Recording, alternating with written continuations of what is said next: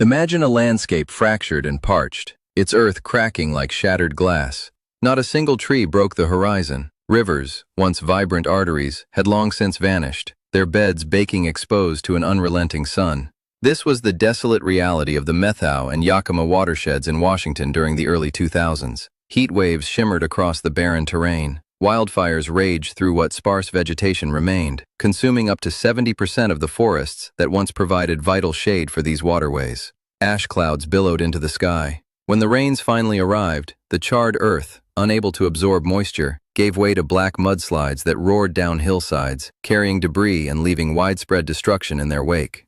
Fish populations that had once thrived in these rivers were gone. The meager water that did flow was often recycled wastewater, thick with algae blooming profusely under the summer sun. Birds, accustomed to flocking to the wetlands, now found no place to land. A devastating cycle repeated itself relentlessly. Drought, followed by fire, then erosion, culminating in ecological collapse. Engineers proposed numerous technical solutions. Construction workers poured concrete for massive water storage reservoirs. Bulldozers carved out artificial ponds. Crews installed complex pipe systems stretching for miles across the land. Each of these ambitious projects typically cost anywhere from $500,000 to $2 million, and most of them ultimately failed. In regions like Utah and Oregon, crews constructed elaborate structures designed to mimic the work of beaver dams. Yet, heavy rains washed them away within mere months, requiring constant, costly repairs and maintenance. A comprehensive study from 2017 by the University of Idaho conclusively demonstrated that these artificial constructs simply could not replicate the intricate ecological functions performed by real beavers. However, scientists recalled a crucial historical insight. Centuries ago, long before the arrival of fur trappers, an estimated 60 million to 400 million beavers diligently constructed dams across the vast North American continent. Their industrious work was visible everywhere. Tranquil ponds reflecting the sky, winding streams meandering through lush wetlands, and water thoughtfully dispersed across valleys instead of rushing unimpeded to the ocean. Then came the relentless fur trade. Trappers hunted beavers to the brink of extinction. By the early 1900s, these industrious animals had nearly vanished, and with their disappearance, the intricate network of their dams crumbled. The Methow and Yakima valleys alone lost thousands of these vital natural water storage systems. In 2007, a team of wildlife biologists embarked on an audacious experiment. They began trapping beavers that were deemed problematic in urban areas, animals that were flooding golf courses or felling ornamental trees. Instead of euthanizing them, these beavers were carefully loaded into transport trucks. The trucks then journeyed to the high country, to valleys where water barely flowed, and where trees were conspicuously absent. Workers cautiously opened the cages. The beavers emerged onto landscapes that bore no resemblance to their natural habitats. Skeptics watched, shaking their heads. How could tree-cutting rodents survive without trees? How could dam builders function without water? Yet these determined beavers refused to give up. Within a few weeks, observers could see them diligently gathering whatever meager materials they could find. Dried grass, sagebrush, even small rocks. They meticulously piled these materials across dry creek beds. At first, the nascent structures looked rather pathetic, barely 2 feet high, resembling more an experimental effort than proper dams. Then, spring arrived. Snowmelt cascaded down from the mountains. When this surge of water encountered those small, rudimentary dams, something remarkable began to unfold. Instead of racing downstream and disappearing within days, the water slowed. It pooled. It began to spread laterally into the parched soil, gradually soaking the thirsty land. Underground, moisture started migrating through ancient channels that had lain dry for decades. Scientists, meticulously monitoring the sites with an array of sensors, watched the readings steadily climb. Soil moisture levels increased by a staggering 30 to 40% within just a few months. Springs that had been silent for years suddenly gurgled back to life. Verdant shoots appeared around the newly formed beaver ponds. Willows pushed through the damp earth, their roots digging ever deeper. More and more water remained in the ground. The beavers now had proper building materials. One could observe them felling saplings, dragging branches, and progressively expanding their dams.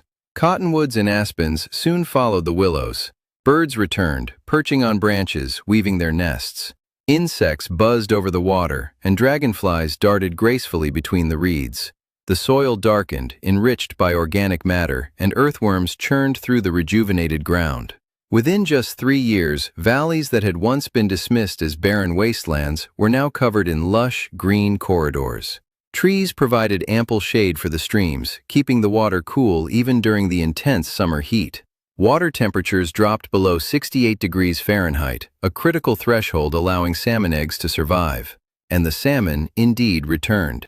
Fish pushed upstream, leaping over rocks, expertly navigating the intricate pools and channels the beavers had meticulously created. Young salmon found crucial hiding places among submerged branches. They now had more abundant food, greater shelter, and ample space to grow. Scientists meticulously counted fish densities and were astonished by the numbers.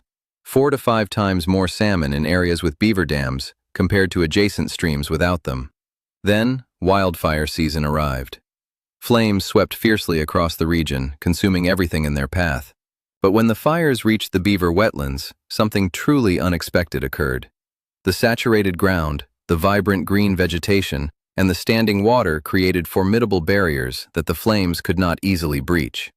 Researchers tracked 5 major wildfires over a span of 10 years. In areas where beavers had built their extensive wetlands, a mere 2 to 3% of trees burned. In stark contrast, in areas without beavers, up to 60% of the forest was utterly destroyed. The economic impact of this was staggering. Fighting wildfires cost tens of millions of dollars annually. Yet relocating a single beaver pair costs only $2,000 to $3,000. Farmers who had initially voiced complaints about beaver damage began to notice significant benefits. Their wells no longer ran dry. Groundwater aquifers were steadily recharging. The water that beavers painstakingly stored during the spring snowmelt trickled out slowly throughout the summer months. Pastures remained green without the need for expensive pumping. One particular livestock producer in eastern Washington calculated that they were saving over $5,000 per year. By 2021, more than 240 beavers had been released across 50 sites in the Methow watershed alone. An impressive 64% of them successfully established territories, a remarkable rate for such inherently territorial animals. Each breeding pair was effectively creating cascading benefits that rippled throughout entire ecosystems. Moose waded through beaver ponds. Elk grazed peacefully in the wetland meadows. Mink and muskrats returned, hunting along the water's edge. Migratory birds descended to rest and feed. Areas that had previously supported perhaps a dozen species now hosted well over 100. This highly successful model soon spread beyond Washington. In 2011, near Little Buffalo, Canada, an oil pipeline ruptured, spilling 28,000 barrels. Emergency crews rushed to respond, but a natural beaver dam had already effectively trapped the oil, preventing it from contaminating the vital river downstream. In the expansive Chesapeake Bay region, beaver ponds were filtering nitrogen pollution with such remarkable efficacy that they removed 45% of the nutrients known to cause toxic algae blooms. To achieve comparable results, conventional wastewater treatment plants would necessitate expenditures in the millions of dollars. In Alberta's vast Wood Buffalo National Park, researchers made an astonishing discovery. A beaver dam stretching an incredible 850 meters, or over half a mile long. Satellite images clearly showed this massive structure, which surpassed the length of the famous Hoover Dam, a human-engineered marvel. It is estimated that this colossal dam took 7 generations of beavers to complete.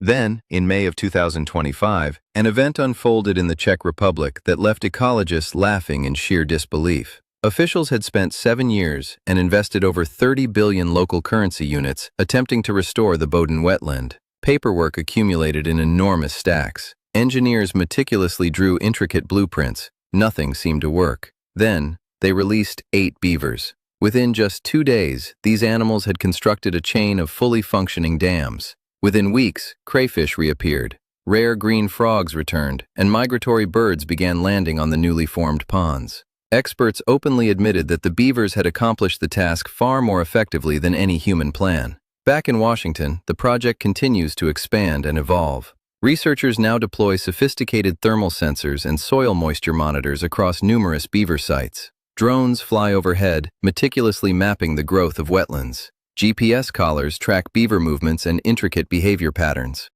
A 2024 report from the Washington State Department of Ecology revealed that areas with reintroduced beavers were holding 15 to 20% more water during the critical summer months. Wildfire risk had plummeted by 40%. The diversity of aquatic plants had doubled. Over the next decade, Washington plans to restore at least 500 kilometers of streams using these proven beaver engineering techniques. However, the project has evolved beyond merely releasing animals. Indigenous communities are actively participating, sharing invaluable knowledge passed down through generations. Farmers are learning to collaborate with beavers rather than struggling against them. Citizen scientists, including local school children, are now monitoring local beaver populations. The underlying message is becoming increasingly clear. For decades, humans often believed that every environmental challenge demanded a complex technological solution. Larger dams, more elaborate irrigation systems, superior engineering. Billions of dollars were poured into projects that frequently failed to deliver. Then, a 30-kilogram rodent definitively proved it could do the job better, faster, and far more affordably. 10 million years of evolution had already perfected the ultimate solution. These animals were not merely existing within ecosystems, they were actively creating them, meticulously maintaining them, and profoundly healing them. Water that once rushed away now stays and spreads. Ground that was cracked and dying is now moist and vibrantly alive. Fish that had vanished are returning in the thousands. Forests that burned are resiliently growing back. And all of this is unfolding because people finally took a step back and allowed nature's skilled engineers to do what they have always done best. The transformation continues. Valleys once dismissed as irrevocably lost are now thriving. Rivers that were once empty are flowing robustly again. The natural cycle has been reversed. Water, then abundant vegetation, then diverse wildlife, culminating in true ecological abundance. All because someone had the foresight to bring back the beavers and the profound humility to simply let them work. If these journeys into the resilience of our natural world inspire you, consider subscribing for more compelling explorations of our planet's hidden wonders.